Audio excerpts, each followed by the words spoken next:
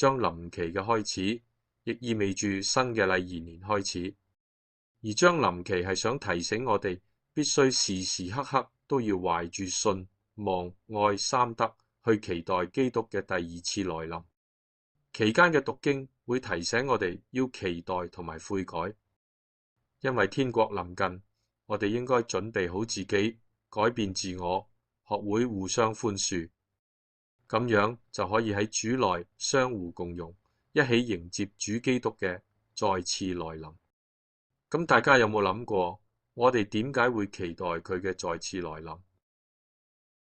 原因好簡單，因為佢要為我哋帶嚟救恩嘅喜樂，而我哋又會唔會跟隨住基督，將呢一份喜樂帶到世界每一個角落呢？就係呢個時刻，我哋就應該要全心全意去祈禱過我哋聖善嘅生活，